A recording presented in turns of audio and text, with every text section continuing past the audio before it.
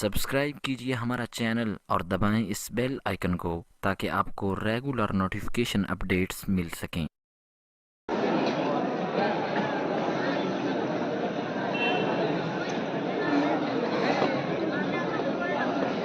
درود شریف اللہم صلی علی محمد النبی الأمی وعلی آلہ وأصحابہ اجمعین۔ الحمدللہ رب العالمین والصلاة والسلام علی اشرف الانبیاء والمرسلین وعلی آلہ وأصحابہ اجمعین، اما بعد۔ اعوذ باللہ من الشیطان الرجیم، بسم اللہ الرحمن الرحیم۔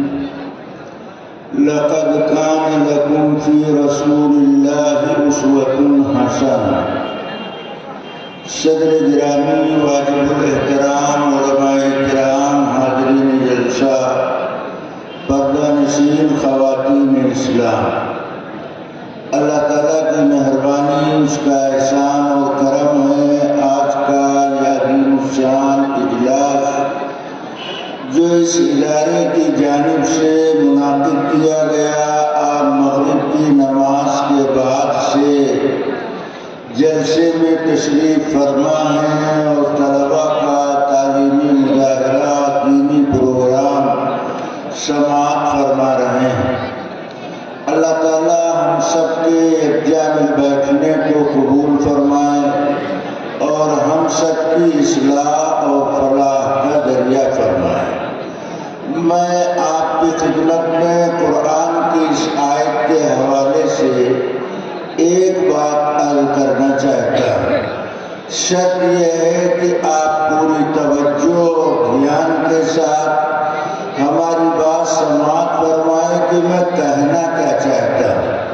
ایک جلسے میں چلت پھرت کا سلسلہ اور کسی دوسرے کام میں مصروفیت کا معاملہ تھوڑی دیر کے لیے بند کر دیا جائے، جو جہاں ہے وہیں کام روک دیا جائے، بعد میں اس کی تکمیل ہو جائے گی۔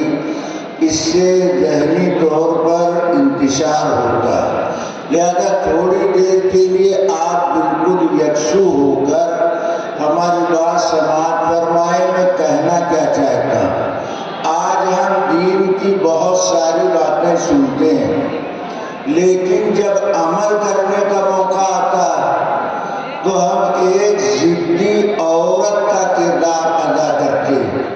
ضدی عورت کا مطلب آپ سمجھتے ہیں، ایک صاحب کی بیوی بہت ضدی تھی، شوہر جو کہتا تھا اس کے خلاف کرتی تھی۔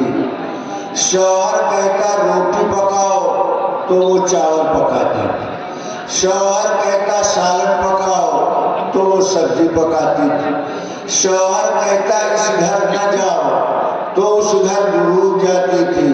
ستم بالائے ستم، ایک دوسری عادت اس عورت میں یہ تھی کہ دوپہر کا کھانا پکانے کے بعد روزانہ بلا ناغہ وہ اپنے میکے جایا کرتی تھی۔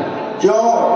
اس لیے کہ ندی کے اس پار اس کی سسرال اور ندی کے اس پار اس کا میکہ۔ یہ غریب شوہر ایسی ضدی ہٹی شیطان کی چچہری بہن کے ساتھ بردلِ ناخواستہ گزر بسر کر رہا تھا۔ صدا برسات کا موسم آیا، سخت بارش ہوئی، ندی نالے پانی سے شرابو، سارا علاقہ جل تھل، تحت نظر پانی ہی پانی۔ اب شوہر سوچنے لگا اس بھری برسات میں اگر دریا پار کر کے یہ میکہ گئی تو دریا میں ڈوب کر مر جائے، اس کو دریا میں ڈوبنے سے کیسے بچایا جائے؟ اگر میں منع کرتا ہوں تو ضد کی وجہ سے جائے گی، اگر نہیں منع کرتا ہوں تو عادت کی وجہ سے جائے گی۔ جب جانا طے ہے تو ڈوب جانا بھی طے۔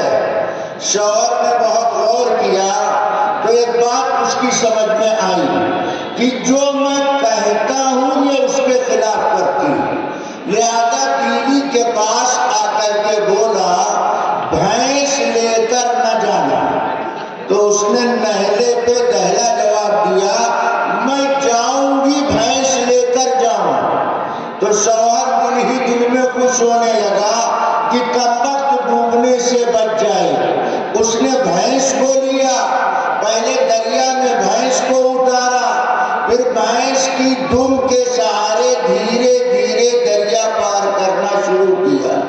جب بیگم کا دریائی سفر شروع ہوا تو شوہر نامراد بے اختیار ہو کر دریا کے کنارے کھڑے ہو کر بیگم کی دریائی سفر ملاحظہ کر رہے ہیں۔ جب شوہر نے دیکھا کہ بھینس کی دم کے سہارے یہ بیچ دریا میں پہنچی، اب دریا کی لہروں نے للکارا، دریا کے تھپیڑوں نے دبوچا، تو اس بار سے بولا بھینس کی دم کو نہ چھوڑنا۔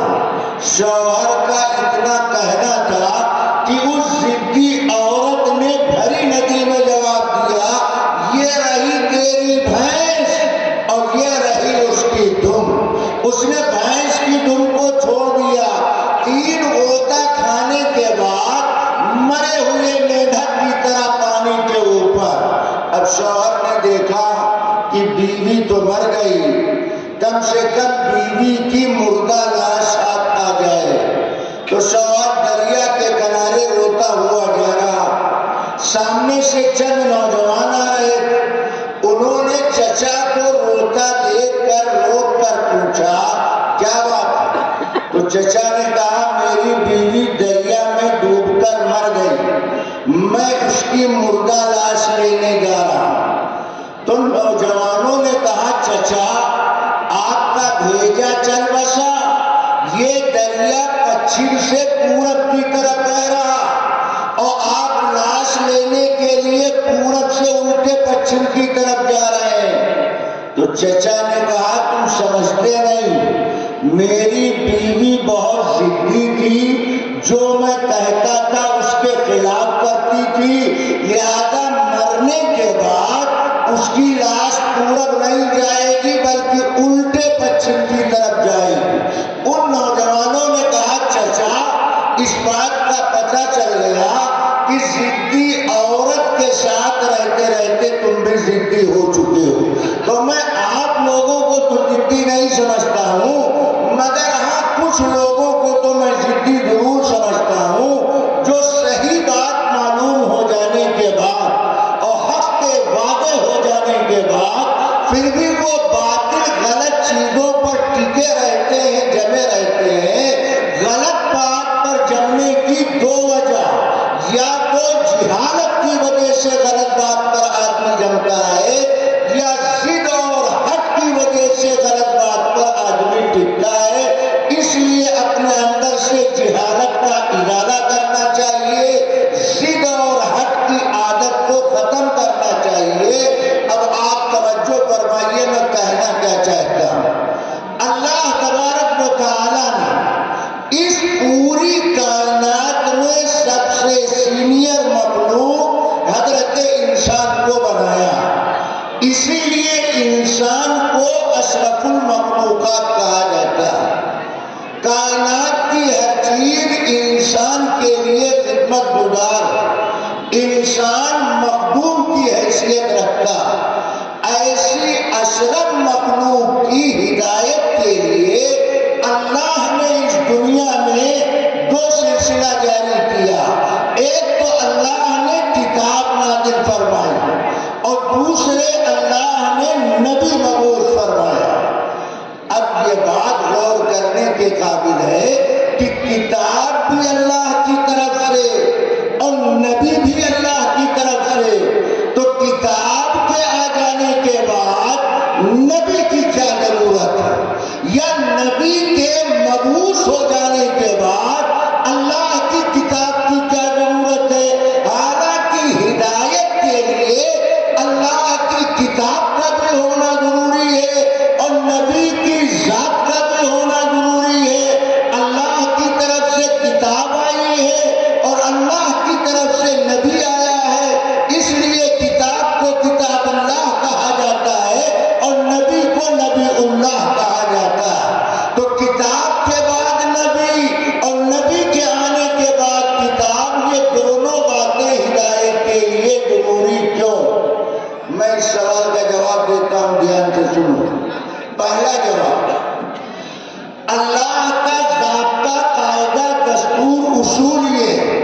کہ اللہ ہمیشہ اپنی کتاب نبی پر نازل کرتا ہے۔ اللہ کی کتاب پہاڑ پر نہیں اترتی، اللہ کی کتاب شجر حجر پر نازل نہیں کی جاتی، اللہ ہمیشہ اپنی کتاب نبی پر نازل کرتا ہے۔ اللہ کی کتاب اللہ کا نبی لیتا ہے۔ اب اگر نبی نہیں ہوگا تو بندوں کو اللہ کی کتاب مل نہیں سکتی ہے، اس لیے کتاب الہی کے ساتھ ساتھ نبی کی ضرورت ہے۔ اور دوسرا جواب، اللہ کی کتاب کے بعد نبی کی ضرورت کیوں؟ اس سوال کا دوسرا جواب یہ ہے کہ اللہ کی کتاب کا سمجھنا، دھیان سے سنو، ہم اور بات نہیں کرتے، جو بات کرتے ہیں عقیدے کی، اسلام کی بنیادی بات کرتے ہیں، اور دھیان سے سنو گے تو بڑا نفع ہوگا۔ اللہ کی کتاب کا سمجھنا آسان نہیں، ہر آدمی اللہ کی کتاب کو سمجھ نہیں سکتا۔ آپ کہیں گے اللہ کہتا ہے وَلَقَدْ يَسَّرْنَا الْقُرْآنَ، کہ اللہ نے قرآن کو آسان بنایا۔ تو جب قرآن آسان ہے تو آسان چیز کو ہر آدمی سمجھ سکتا ہے، اور آپ کہتے ہیں قرآن سمجھنا ہر ایک کے بس کی بات نہیں، لہذا آپ کا دعویٰ آیت کے خلاف معلوم ہوتا ہے۔ میں اس کا بھی جواب دیتا ہوں، اس آیت کا یہ مطلب نہیں ہے وَلَقَدْ يَسَّرْنَا الْقُرْآنَ کہ اللہ نے قرآن کو آسان بنایا، آیت کا یہ مطلب نہیں ہے۔ پھر آیت کا مطلب کیا ہے؟ پوری آیت کو اللہ کہتا ہے وَلَقَدْ يَسَّرْنَا الْقُرْآنَ لِلذِّكْرِ، کہ اللہ نے قرآن کو آسان بنایا ذکر کے لیے۔ قرآن آسان ہے ذکر کے لیے۔ اب سوال پیدا ہوتا ہے کہ ذکر کے معنی کیا؟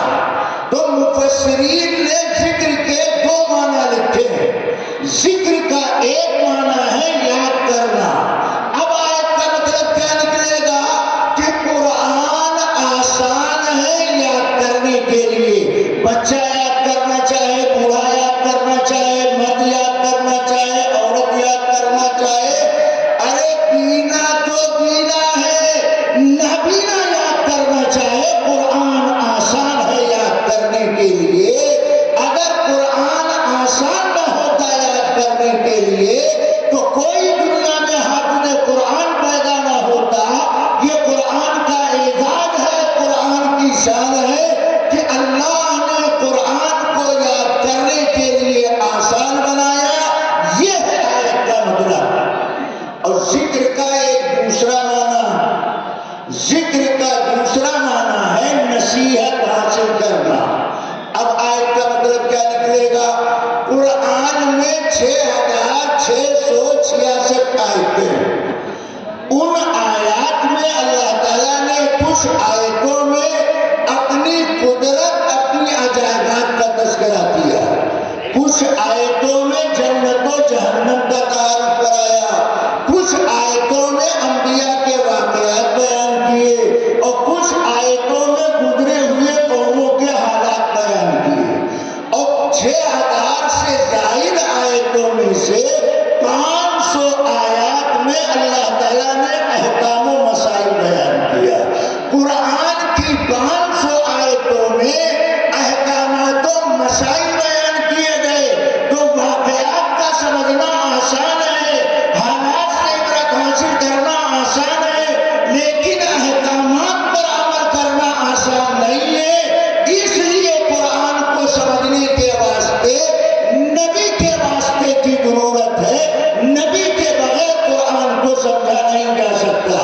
میں تیسرا جواب دیتا ہوں، قرآن کو سمجھنے کے لیے نبی کے واسطے کی ضرورت ہے۔ اس سوال کا میں تیسرا جواب دیتا ہوں، دھیان سے سنو۔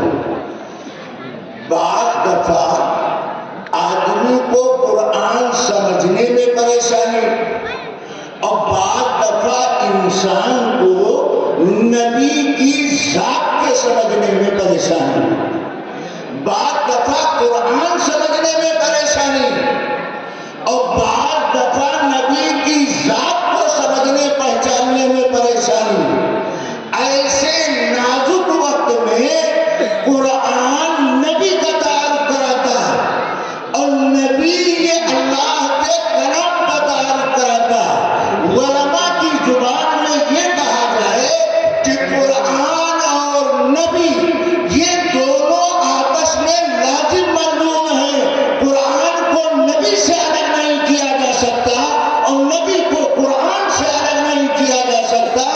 اس لیے ہدایت کے واسطے اللہ کی کتاب سے بھی واسطہ ضروری ہے اور نبی کی ذات سے بھی رابطہ ضروری ہے. اسی اصول کی بنیاد پر اللہ تعالیٰ نے کتاب بھی نازل فرمائی، نبی کو بھی مبعوث فرمایا.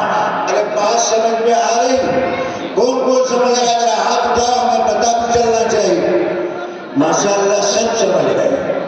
ایسے ایڈوانس سمجھدار تو کبھی کبھی ملتے، ایسے ایڈوانس سمجھدار تو کبھی کبھی ملتے ہیں جو ایک ہی جھٹکے میں بات سمجھ جاتے ہیں. تو اللہ کی طرف سے کتاب آئی اور اللہ کی طرف سے نبی آیا. میں نے عرض کیا کبھی کبھی کتاب کے سمجھنے میں دشواری اور کبھی کبھی نبی کی ذات کے سمجھنے میں دشواری. اس لیے اللہ کتاب کے ساتھ ساتھ نبی بھیجتا. اب اور دیکھیے ہم پیراگراف بدل رہے ہیں. نبی کہتے کس کو؟ نبی کی شان کیا ہے؟ نبی کی پہچان کیا ہے؟ نبی ہوتا کیسا؟ قرآن سے جواب مانگو. اللہ تعالیٰ نے قرآن میں وعدہ کیا وَمَا أَرْسَلْنَا مِن قَبْلِكَ إِلَّا رِجَالًا نُوحِي إِلَيْهِمْ فَاسْأَلُوا أَهْلَ الذِّكْرِ إِن كُنتُمْ لَا تَعْلَمُونَ. جب اللہ کے نبی مکہ میں نبوت کا دعویٰ کرتے ہیں تو ابو جہل اس کے گروہ کے لوگ کہتے ہیں یہ تو ہماری طرح انسان، یہ نبی کیسے ہو سکتے ہیں؟ اللہ کو اگر نبی بنانا تھا تو ان کے علاوہ کسی اور کو نبی بنا دیتا. نبی کو دیکھ کر نبی کی ذات کو نہ سمجھنا اور نبی کی شان کو نہ پہچاننا یہ ابو جہل کی دہلی ہے جس کو قرآن میں کلیئر کیا. اللہ نے ان کے سوال کا جواب دیا وَمَا أَرْسَلْنَا مِن قَبْلِكَ إِلَّا رِجَالًا نُوحِي إِلَيْهِمْ. نہیں بھیجا ہم نے آپ سے پہلے مگر مرد کو نبی بنا کر. معلوم ہے نبی کے لیے شرائط کیا؟ ہم علم کلام کی بات آسان کر کے آپ کو بتا رہے ہیں. 50 صفحہ جب پڑھ جاؤ گے تو کہیں اس بات کی ہوا آپ کو لگے گی جو بات میں اکٹھا آپ کو بتا رہا ہوں. نبی کے لیے انسان ہونا ضروری. نبوت کے شرائط میں سے پہلی شرط نبی کا انسان ہونا ضروری.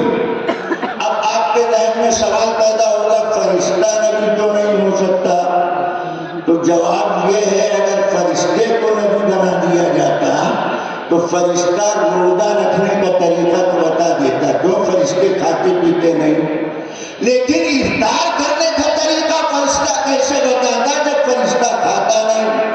تو انسانی ضرورت پوری نہیں ہوتی، اس لیے اللہ نے فرشتے کو نبی نہیں بنایا. فرشتہ اگر نبی بن کر آتا تو فرشتوں میں توالد و تناسل کا سلسلہ نہیں ہے، ان کے یہاں بیوی بچوں کا جھمیلا نہیں ہے، لہذا ازواج سے متعلق تعلیمات کا پتہ فرشتہ نبی بن کر آتا امت کو چل نہیں سکتا تھا. اس لیے انسان کی بنیادی ضرورت سمجھنے والا انسان کو اللہ نے نبی بنایا. حضرت آدم علیہ السلام پہلے پیغمبر اور آدم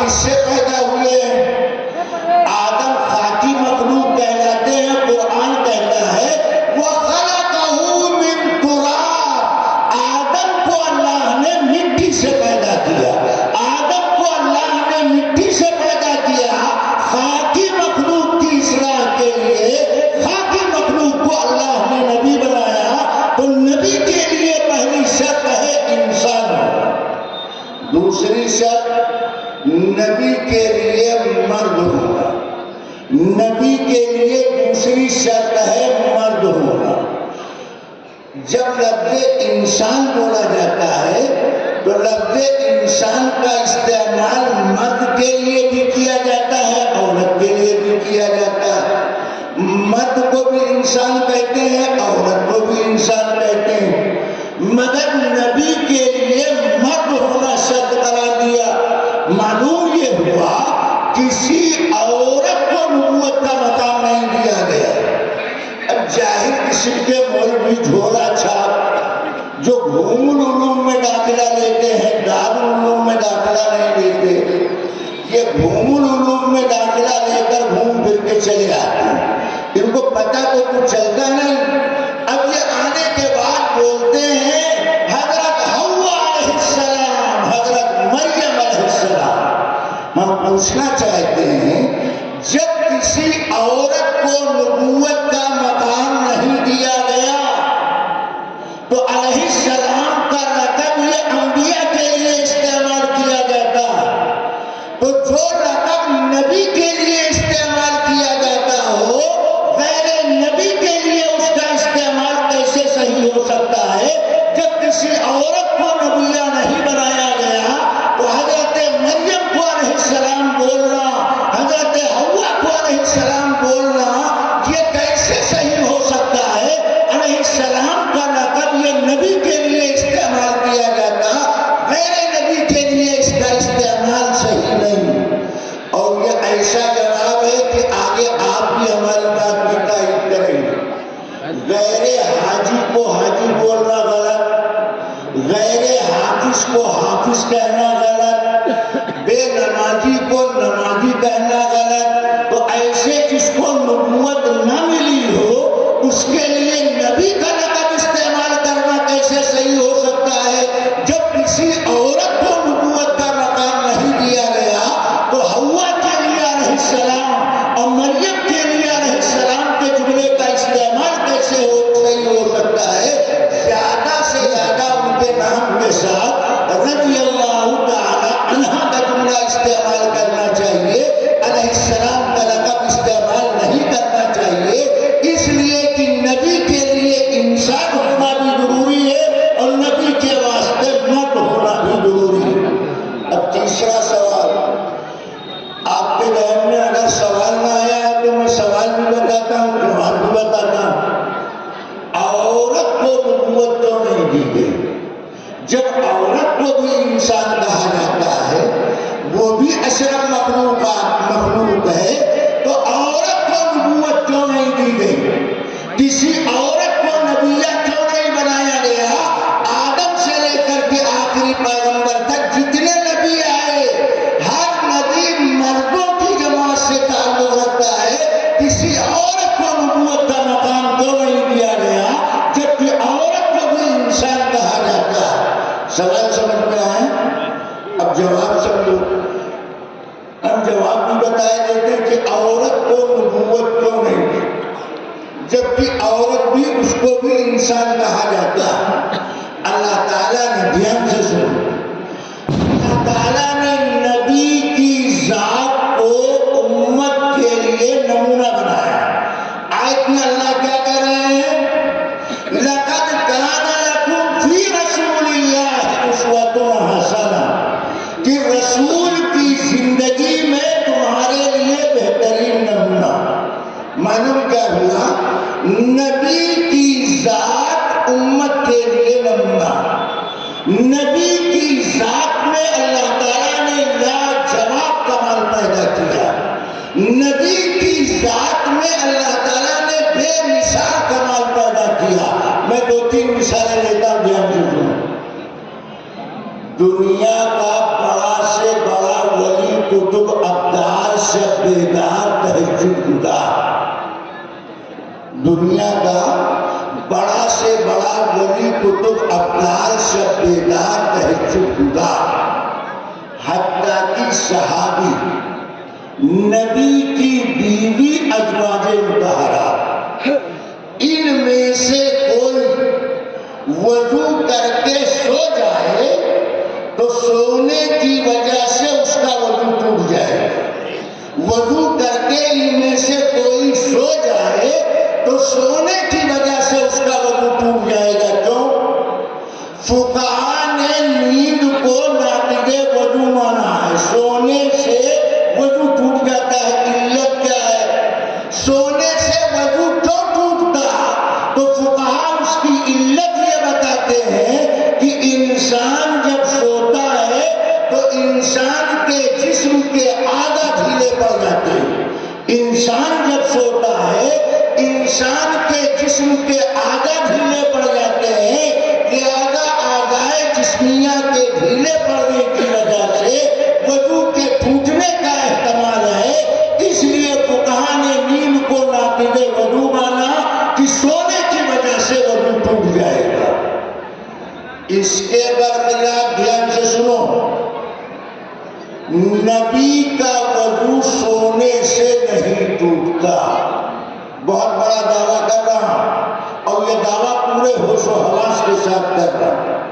نیند نبی کے لیے ناقض وضو نہیں ہے.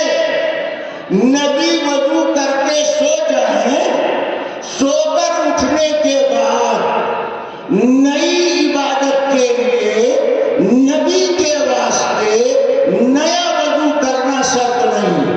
اسی پرانے وضو سے نبی سو کر اٹھنے کے بعد نئی عبادت کر سکتا ہے. اس لیے کہ نیند نبی کے لیے ناقض وضو نہیں. سونے سے نبی کا وضو نہیں ٹوٹتا. اب آپ کے ذہن میں سوال پیدا ہوگا کہ سونے سے ولی کا وضو ٹوٹ جائے، کتب ابدال کا وضو ٹوٹ جائے، صحابی کا وضو سونے سے ٹوٹ جائے، نبی کی بیوی کا وضو سونے سے ٹوٹ جائے، نبی کا وضو سونے سے کیوں نہیں ٹوٹتا؟ نیند نبی کے لیے ناقض وضو کیوں نہیں؟ دنیا کا کوئی انسان وضو کر کے سو جائے، سونے کی وجہ سے اس کا وضو ٹوٹے گا، مگر نبی وضو کر کے سو جائے سونے کی وجہ سے نبی کا وضو نہیں ٹوٹے گا. وجہ کیا؟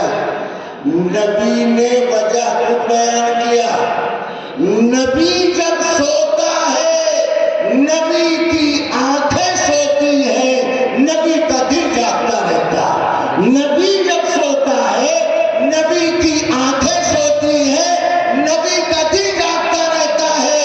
اور غیر نبی جب سوتا ہے اس کی آنکھیں بھی سوتی ہیں، اس کا دل بھی سوتا ہے. اس لیے نبی کا وضو سونے سے نہیں ٹوٹتا، غیر نبی کا وضو سو جانے کی وجہ سے ٹوٹ جاتا ہے. یہ کمال اللہ نے تنہا نبی کی ذات میں پیدا فرمایا. اسی لیے اس ذات کو پوری امت کے واسطے بہترین نمونہ بنایا. ایک وجہ. دوسری وجہ، ایسا لاجواب کمال، بے مثال کمال نبی کے علاوہ کسی ذات میں اللہ نے پیدا نہیں کیا. پوری زندگی نبی کے جسد اطہر پر، نبی کے جسم پاک پر. علماء دیوبند نبی کے بارے میں یہ عقیدہ رکھتے ہیں. ہم اخبار کے تراشے نہیں مانتے، رسالیہ اور کتابچے کی بنیاد پر نہ کوئی بات کہتے ہیں نہ کوئی بات لکھتے ہیں. نبی کی ذات میں اللہ تعالیٰ نے لاجواب کمال پیدا کیا، بے مثال کمال پیدا کیا. پوری زندگی نبی کے جسم اطہر پر مکھی نہیں بیٹھی. نبی کے جسم پر پوری زندگی کبھی مکھی نہیں بیٹھی. کیوں نہیں بیٹھی؟ اس لیے کہ مکھی کو خوشبو سے بیر ہے، مکھی کو بدبو سے پیار ہے. اگر آپ کھلے پیالے میں عطر رکھتے ہیں، پورا ہفتہ کھلے پیالے میں عطر رکھا رہے، ایک مکھی نہیں آئے.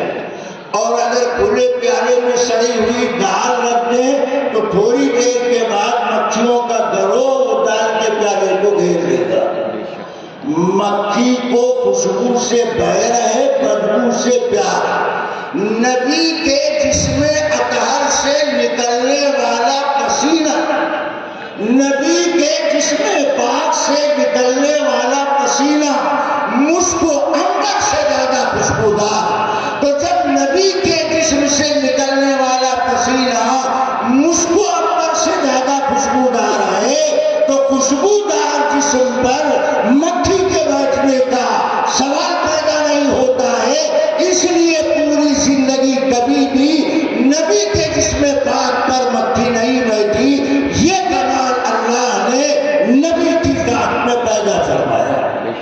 اور تیسرا لاجواب کمال میں ایسی مثال لوں گا کہ اس کے خلاف آپ مثال نہیں لے پائے. ایسا لاجواب کمال جو نبی کے علاوہ غیر نبی میں ممکن نہیں. پوری زندگی نبی کو کبھی جمائی نہیں آئی. آپ مغرب بعد سے جلسے میں بیٹھے ابھی تھوڑی دیر کے بعد حضرت صدر محترم مولانا عبدالرشید صاحب دامت برکاتہم کا بیان ہوگا. حضرت دعا کرائیں تو مجمع میں آپ غور کر کے دیکھیے گا کچھ لوگ لیٹر باکس کی طرح منہ کھولنا بند کرنا شروع کر دیں. وہ لیٹر باکس کی طرح منہ کھولنا بند کریں گے, ان کو جمائی آنے لگے. نبی کو پوری زندگی کبھی جمائی نہیں آئی.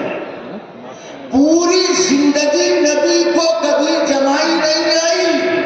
اور نبی کے علاوہ ہر ایک کو جمائی آتی.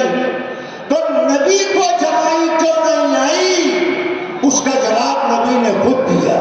آپ نے ارشاد فرمایا انما التساؤل من الشیطان. جمائی یہ شیطان کے اثر سے پیدا ہوتی ہے. جب جمائی آتی ہے اس انسان میں شیطان کا اثر ہوتا ہے اور نبی کی ذات پر شیطان کا اثر ہو نہیں سکتا. جب شیطان کا اثر ہو نہیں سکتا اور جمائی شیطان کے اثر سے پیدا ہوتی ہے تو نبی کی ذات سے جمائی آنے کا سوال پیدا نہیں ہوتا ہے. یہ کمال پیدا کیا اللہ تبارک و تعالیٰ نے حضرت محمد رسول اللہ صلی اللہ علیہ وسلم کی ذات گرامی. اور چوتھا لاجواب کمال وہ سوال مجھے یاد ہے جہاں ہم نے آپ کو چھوڑا. آپ تو شاید راستہ بھول گئے مگر ہمیں راستہ بھی یاد ہے اور آپ کو کہاں چھوڑا ہے وہ ٹھکانہ بھی ہمیں یاد. ہم آپ کو وہیں لے جا کر کے ملاقات کرانا چاہتے ہیں جہاں چھوڑ کر کے آپ کو آئے کہ عورت کو نبوت کیوں نہیں دی گئی. جب عورت کو بھی انسان کہا جاتا ہے سارے نبی مردوں میں سے آئے, کسی عورت کو نبوت کا مقام کیوں نہیں دیا گیا؟ اسی سوال کا میں جواب دیتا ہوں. انبیاء کی ذات میں اللہ تعالیٰ نے لاجواب کمال پیدا کیا.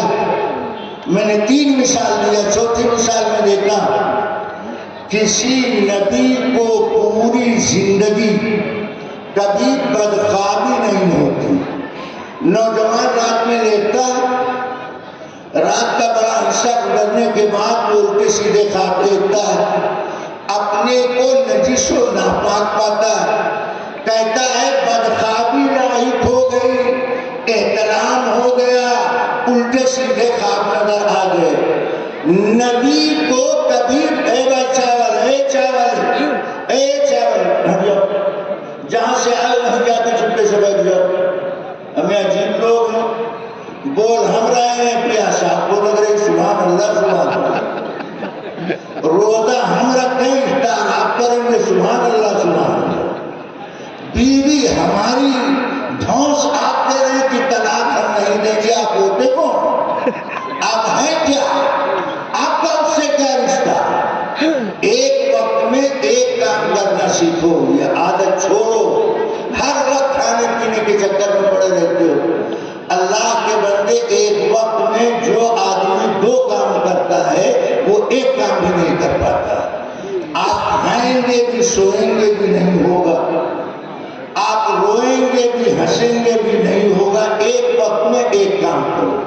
جب دین کی بات سننے کے لیے آؤ تو اپنے آپ کو طالب محتاج بنا کر کے آیا کرو. ہر آدمی کو دین کا طلبگار بن کے آنا چاہیے. یہ کیا بول ہم رہے ہیں پیاسا بول اگر سبحان اللہ سبحان. اگر ایسے ہی سمجھدار ملے تو ہم تو بولتے رہیں گے, آپ کھاتے پیتے رہیں گے, چال کے قائل نہیں، ہم دو رنگی چال کے قائل نہیں، ہم ایک رنگ کے قائل ہیں. لہذا کوئی بتا نہیں سکتا کہ ملک میں کہیں بھی ہم بیان کر رہے ہوں، ہمارے بیان کے دوران چائے شربت اس کا سوال پیدا نہیں ہوتا. قطعاً ہم اس چیز کو برداشت نہیں کرتے.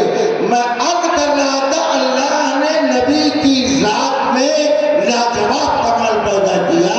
کسی نبی کو پوری زندگی کبھی بدخوامی نہیں. کیوں؟ اس لیے دھیان سے سنو اگلی بات، نبی کی پاکی بھی اختیاری ہے اور نبی کی ناپاکی بھی اختیاری ہے. نبی کی پاکی بھی اختیاری ہے، نبی کی ناپاکی بھی اختیاری. اس کو میں آسان جملہ کر کے بولتا ہوں، نبی اپنے اختیار سے ناپاک ہوتا، اپنے اختیار سے بیوی بچوں سے ملاقات کرتا ہے، پاک ہو جاتا. اور بدخوابی یہ غیر اختیاری ناپاکی کہلاتا ہے، اور نبی کی ذات پاک ہوتی ہے. اس لیے کبھی بھی کسی نبی کی بیوی نے بدکاری نہیں کیا. کیا کہا؟ ما بغت امرأۃ نبی قط. کسی بھی نبی کی بیوی نے بد اخلاقی کا مظاہرہ نہیں کیا، اس لیے کہ نبی کی ذات پاک، نبی کا بستر پاک، نبی سے منسوب بیوی وہ پاک ہو گئی. اور ہماری اس دعوے کی دلیل قرآن بیان کرتا ہے. حضرت عائشہ صدیقۃ الکبریٰ پر جب مدینہ کے یہودیوں نے الزام لگایا تو سورہ نور میں اللہ تعالیٰ نے للکار کر کے کہا، ایمان والو تمہیں کیا ہو گیا؟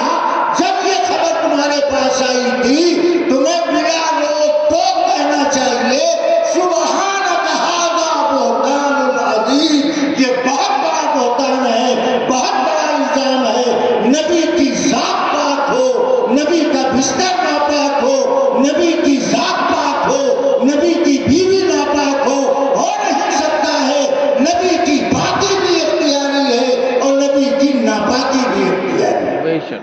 اب اگر عورت کو نبوت دی جائے، اب اگر عورت کو نبیہ بنا دیا جائے تو عورت مہینے میں کچھ دن بے اختیار ناپاک ہوتی. عورت نہ بھی چاہے تب بھی وہ ناپاک ہو جائے گی. اب اگر اس کو نبوت دے دی جاتی، اب اس کے ناپاکی کے دن شروع، اور فرشتہ پیغام لے کر کے دروازے پر پہنچا، وہ نبیہ سے اندر آنے کی اجازت مانگتا اور نبیہ فرشتے سے کہتے الٹے پاؤں واپس جاؤ. تو نبی بنانے کا جو مقصود اور مطلوب ہے وہ سب فوت ہو جاتا. اس لیے اللہ نے ہمیشہ نبی انسان کو بنایا، انسانوں میں سے مرد کو بنایا.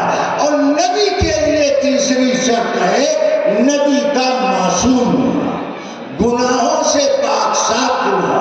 نبی نبوت سے پہلے اور نبوت کے بعد معصوم رہتا ہے، گناہوں سے پاک صاف رہتا ہے. اور نبی کے علاوہ صحابہ کو، ازواج مطہرات کو، اہل بیت کو، خلفائے راشدین کو، عشرہ مبشرہ کو، بدری اور مہدی صحابہ کو ہم معصوم نہیں مانتے. ہم عصمت کو نبوت کے لیے لازم سمجھتے ہیں. نبی کی ذات سے عصمت کی چادر کو الگ نہیں کیا جا سکتا. نبی کی ذات سے عصمت کی چادر کو الگ نہیں کیا جا سکتا. جیسے لیموں سے تلسی کو نکالا نہیں جا سکتا، برف سے ٹھنڈک کو نکالا نہیں جا سکتا، کریلے سے کڑواہٹ کو نکالا نہیں جا سکتا، دودھ سے سفیدی کو نکالا نہیں جا سکتا، اسی طرح نبی کی ذات سے عصمت کو الگ نہیں کیا جا سکتا ہے. جس طرح ہم آپ کو خاتم النبیین مانتے ہیں، اسی طرح ہم محمد رسول اللہ صلی اللہ علیہ وسلم کو خاتم المعصومین مانتے ہیں. یہ نبوت کے شرائط ہیں. اتنی بات سمجھ میں آئی. اب ہم آیت کی تشریح کرتے ہیں، ٹائم تو ہم سے تیز چل رہا ہے.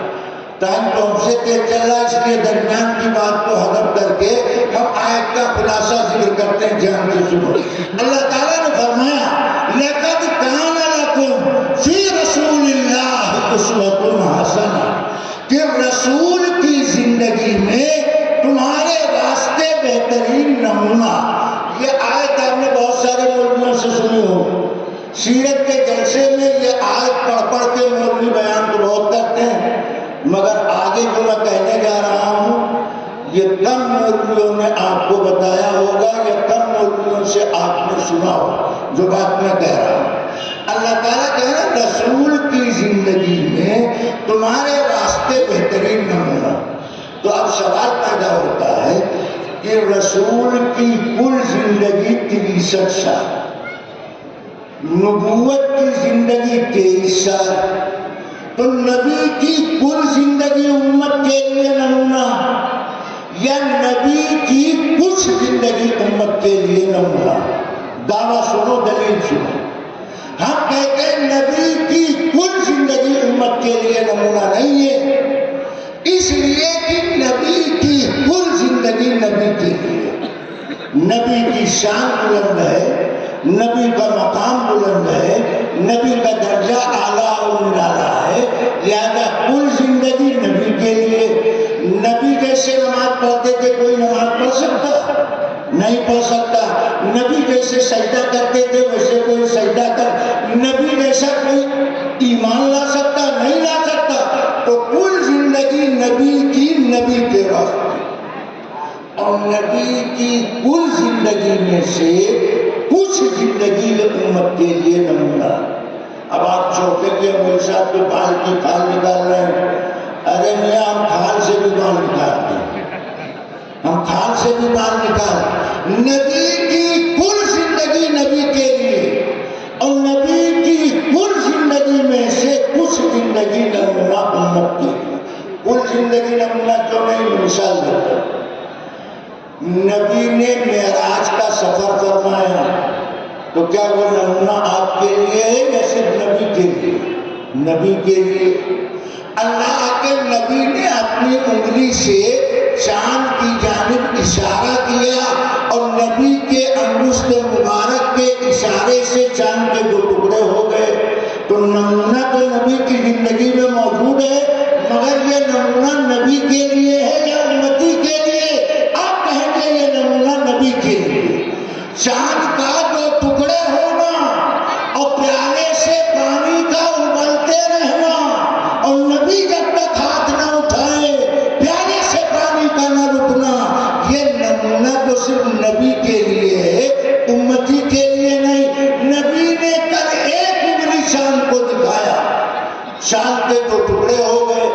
اب ساری دنیا کے لوگ 10 انگلی چاند کو دکھائیں، 2 ٹکڑے ہونا دور کی بات، چاند ہلنے کے لیے تیار ہے۔ معلوم کیا ہوا؟ وہ نمونہ نبی کے لیے، اس کو نبی کا معجزہ کہا جاتا ہے، اور معجزہ کے معنی ہے عاجز کر دینے والی چیز۔ عاجز کا مطلب یہ ہے کہ نبی کی ذات پر، نبی کے ہاتھ پر اللہ عادت کے خلاف ایسی چیز ظاہر کرتا ہے کہ ساری دنیا مل کر اس عادت کے خلاف ظاہر ہونے والی چیز کا جواب نہ لا سکے، اس کو معجزہ کہتے ہیں۔ انگلی کے اشارے سے چاند کے 2 ٹکڑے کرنا اور انگلی کے اشارے سے ڈوبے سورج کو واپس لینا اور خالی پیالے میں انگلی رکھ دینا، اس کا پانی ابل پڑنا، یہ نبی کا معجزہ کہلاتا ہے۔ اور معجزہ جو نبی کی ذات سے وابستہ، معلوم یہ ہوا یہ نمونہ صرف نبی کے لیے۔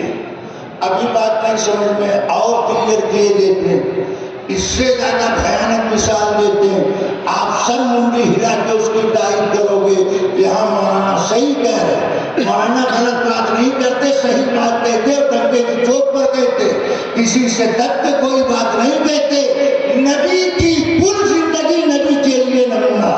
مثال کے طور پر اللہ کے نبی محمد رسول اللہ صلی اللہ علیہ وسلم پر تہجد کی نماز پوری زندگی فرض تھی۔ آپ کو नाफिलतन लक, आपके लिए नफिल। मालूम हुआ वो नमूना नबी के लिए है, आपके लिए नहीं। और मिसाल, अल्लाह के नबी सफर मेराज से जब 50 वक्त की नमाज का तोहफा लाए तो हज़रत मूसा अलैहिस्सलाम के मशवरे से कमी की दरख्वास्त किया। मूसा अलैहिस्सलाम ने क्या कहा, अल्लाह के महबूब आपकी उम्मत कमजोर है, 50 वक्त की नमाज अदा नहीं कर पाई। नबी के लिए तो 500 वक्त कोई हैसियत नहीं रखता। 500 वक्त की नमाज नबी के लिए कोई हैसियत नहीं रखती।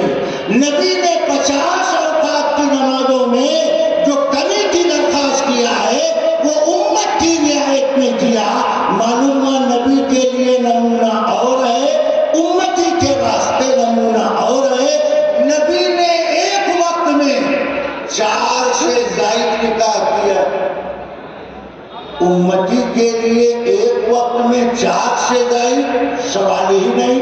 कुरान मना करता, एक तो संभाली नहीं जाती। आज के माहौल में एक बीवी तो काबू में रखी नहीं जाती। कितने लोग जलसे में आते हैं जो बीवी से 10 बजे रात तक की छुट्टी लेकर आते हैं, और जहाँ 10 बजा और सुई का कांटा 10 के अदद पर पहुंचा, वो फौरन उठक बैठक मचाने लगते हैं, पहलू बदलने लगते हैं। एक मरतबा एक बादशाह ने ऐलान किया कि 2 लाइनें लगाई जाए। ध्यान से सुनो, बादशाह ने ऐलान किया 2 लाइनें लगाई जाए। एक लाइन में वो मर्द खड़े हो जो अपनी बीवियों से डरते, दाहिनी तरफ की लाइन में वो मर्द खड़े हो जो अपनी बीवियों से डरते हैं, और बाईं तरफ की लाइन में वो मर्द खड़े हो जिससे उनकी बीवियां डरती हैं।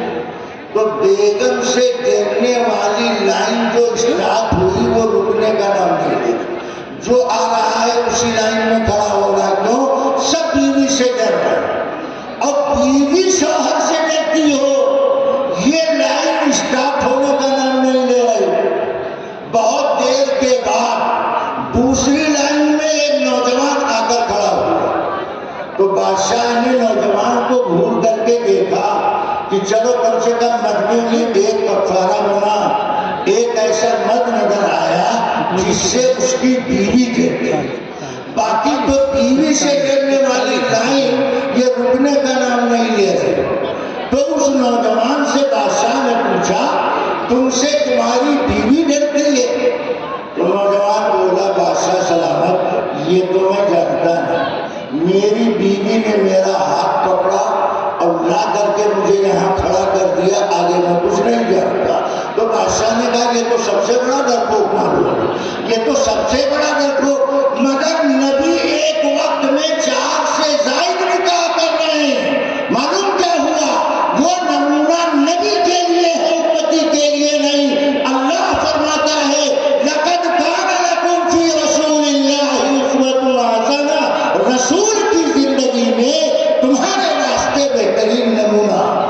एक लफ्ज़ मैंने बार बार इस्तेमाल किया, हजरत मौलाना चूंकि तशरीफ ले आए इसलिए उनका आना, उनका तशरीफ रखना ये बहुत बड़ी शहादत की बात है। मैं अपनी दरमियान की सारी बात अदब करके आखिरी बात कहता हूँ। मैंने कहा नबी की जिंदगी में उम्मतियों के लिए बेहतरीन नमूना। नमूना किसको कहते हैं? नमूना आइडिया, सांचा, फरमा, ढांचा। अमल को नबी के नमूने अमल से घटाना भी जुर्म है, बढ़ाना भी जुर्म। नबी ने जिस अमल का जो तरीका बताया उस तरीके को घटाना भी जुर्म, उस तरीके को बढ़ाना भी जुर्म। यह है नमूने का मतलब। जैसा किया वैसा करो, जैसा दिया वैसा दो। यह है नबी की जिंदगी को नमूना मानना। घटाना भी है, बढ़ाना भी है। इसको मैं मिसाल के जरिए समझाता हूँ। मसलन आपका पाँव 8 नंबर का है, आप बाटा कंपनी की दुकान पर पहुंचे, आपने कहा میرا پاؤں 8 نمبر کا ہے، مجھے باٹا کمپنی کا جوتا چاہیے۔ دکاندار نے جوتے کا ڈبہ نکالا، اس میں سے جوتا نکلا۔ اب آپ نے پاؤں جوتے میں ڈالا تو پاؤں جوتے میں جاتا نہیں اور جوتا پاؤں کو لیتا نہیں۔ ڈبہ باٹا کمپنی کا، آپ جوتا سمجھ کے پاؤں میں جوتا ڈال لیں، مگر جوتا پاؤں میں آتا نہیں اور پاؤں جوتے کو لیتا نہیں۔ آپ نے جوتا پلٹ کے دیکھا تو پتا چلا پاؤں ہے 8 نمبر کا اور جوتا ہے 7 نمبر کا۔ پاؤں ہے 8 نمبر کا اور جوتا ہے 7 نمبر کا۔ 1 نمبر کم ہو گیا تو جوتا پاؤں میں آتا نہیں اور پاؤں جوتے میں جاتا نہیں۔ آپ نے کہا یہ 7 نمبر کا جوتا ہے، ہمارا پاؤں تو 8 نمبر کا، 8 نمبر کا جوتا لاؤ۔ دکاندار نے دوسرا ڈبہ اتارا، اس میں سے بھی جوتا نکلا۔ اب آپ نے دوسرے جوتے میں پاؤں ڈالا تو پاؤں بلا تکلف جوتے میں داخل ہو گیا۔ اب آپ نے سوچا جوتا پہن کے ٹیسٹ کر لینا چاہیے کہ پاؤں کا پنجہ دبتا تو نہیں، انگلیاں بھیجتی تو نہیں۔ تو ٹیسٹنگ کے لیے جوتا پہن کر دکان میں جب آپ چلے تو جوتا یہاں پاؤں وہاں، یہ کیا ہوا؟ اب آپ نے جوتا پلٹ کے دیکھا تو پتا چلا جوتا 9 نمبر کا ہے اور پاؤں 8 نمبر کا۔ 1 نمبر بڑھ گیا تو پاؤں جوتے میں چلا گیا، مگر پاؤں جوتے کے ساتھ چلتا نہیں اور جوتا پاؤں کو لیتا نہیں۔ اب آپ دکان والے پر گرد برس گئے کہ میں نے کہا پاؤں 8 نمبر کا ہے، کبھی 7 نمبر کا جوتا دکھاتا ہے، کبھی 9 نمبر کا جوتا دکھاتا ہے۔ اگر 8 نمبر کا جوتا تیری دکان میں نہیں تو بتاتا کیوں نہیں؟ اب دکاندار بولا میری دکان میں 8 نمبر کا جوتا نہیں، تو آپ جیسے گئے تھے ویسے ہی واپس آ جاؤ۔ ارے اللہ کے بندے، دنیا میں پاؤں کا جوتا اگر 1 نمبر کم ہو جائے تو جوتا پاؤں میں آتا نہیں، اور 1 نمبر جوتے کا بڑھ جائے تو پاؤں جوتے میں رکتا نہیں۔ اب جنت تم چاہتے ہو، ہم نبی کا طریقہ جہاں چاہے گھٹا دے اور جہاں چاہے بڑھا دے، نبی کا طریقہ چھوڑ کر ہم جنت میں جانا چاہتے ہیں۔ جوتے کا نمبر کم ہو جائے، پاؤں کو ننگا رہنا پڑے گا۔ جوتے کا نمبر بڑھ جائے، پاؤں میں جوتا نہیں آئے گا۔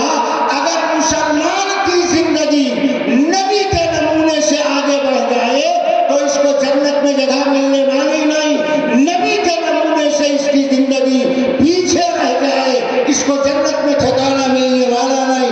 اگر جنت کے طلبگار ہو تو تمہیں یہ جاننا پڑے گا کہ حضرت محمد رسول اللہ صلی اللہ علیہ وسلم کا طریقہ کیا ہے، جس کو شریعت کی اصطلاح میں سنت کہا جاتا ہے۔ ان دینی مدرسوں جس کے جلسے میں آپ آئیں، یہاں اللہ کا کلام پڑھایا جاتا ہے اور حضرت محمد رسول اللہ صلی اللہ علیہ وسلم کا طریقہ، آپ کی سنت سکھائی اور بتائی جاتی ہے۔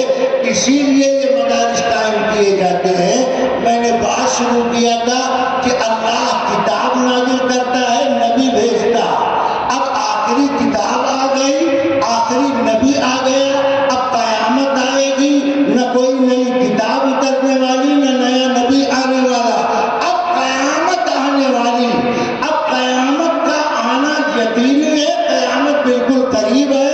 اگر ہم اپنے آپ کو جنت کا مصداق و مستحق بنانا چاہتے ہیں تو ہمارے لیے ضروری ہے کہ اللہ کی کتاب سے رشتہ ہمارا مضبوط ہو اور حضرت محمد رسول اللہ صلی اللہ علیہ وسلم کی مقدس ذات سے ہمارا روحانی رشتہ قوی ہونا چاہیے۔ آپ کی سنت کو عملی جامہ پہنانا چاہیے، خوشی اور غمی میں ہر موڑ پر ہمیں طریقہ چاہیے حضرت محمد رسول اللہ صلی اللہ تعالیٰ علیہ وسلم کا۔